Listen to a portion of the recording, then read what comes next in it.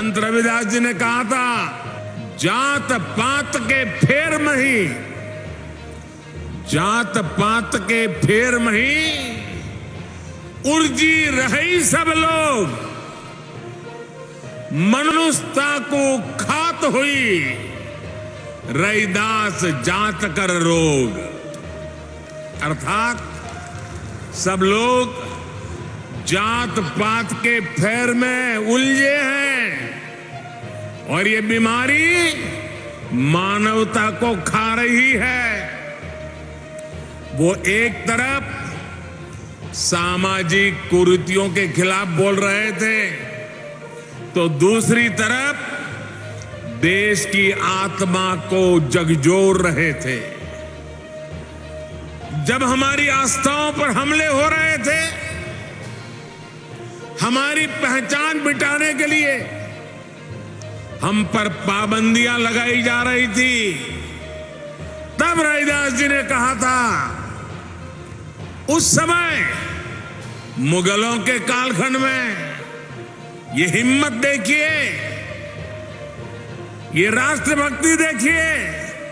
रविदास जी ने कहा था, पराधीनता पाप है, जान लेहु रे मीत, रैदास पराधीन सो, कौन करे है प्रीत।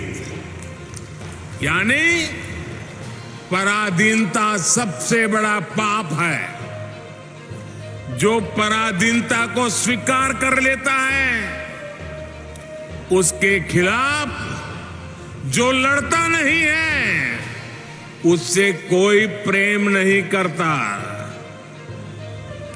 एक तरह से उन्होंने समाज को अत्याचार के खिलाफ लड़ने का हौसला दिया था। इसी भावना को लेकर छत्रपति वीर शिवाजी महाराज ने हिंदवी स्वराज की नींव रखी थी। यही भावना आजादी की लड़ाई में लाखों लाख स्वाधीनता सेनानियों के दिलों में थी, और इसी भावना को लेकर आज देश गुलामी की मानसिकता से मुक्ति के संकल्प पर आगे बढ़ रहा है। साथियों, रविदास जी ने अपने एक दोहे में कहा है, और अभी शिवराज जी ने उसका उल्लेख भी किया, ऐसा चाहूं राज में, ऐसा चाहूं राज में, जहां मिले सबन को अन्न, छोट बड़ों सब सम बसे, रैदास रहे प्रसन्न।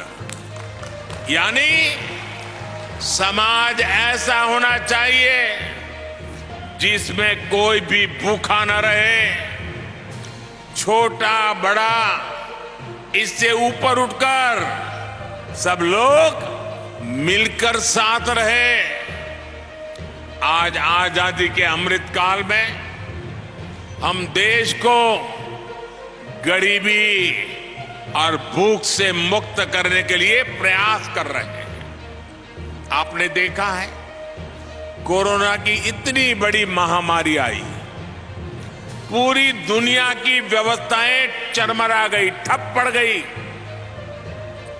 भारत के गरीब तबके के लिए, दलित आदिवासी के लिए हर कोई आशंका जता रहा था। कहा जा रहा था कि 100 साल बाद इतनी बड़ी आपदा आई है, समाज का ये तबका कैसे रह पाएगा। लेकिन तब मैंने ये तय किया कि चाहे जो हो जाए, मैं मेरे गरीब भाई बहन को खाली पेट सोने नहीं दूंगा। दोस्तों, मैं भली भांति जानता हूं कि भूखे रहने की तकलीफ क्या होती है। मैं जानता हूं कि गरीब का स्वाभिमान क्या होता है। मैं तो आपके ही परिवार का सदस्य हूं। आपका सुख दुख समझना मुझे किताबें नहीं ढूंढनी पड़ती। इसलिए हमने प्रधानमंत्री गरीब कल्याण अन्न योजना शुरू की। 80 करोड़ से ज्यादा लोगों को मुफ्त राशन सुनिश्चित किया।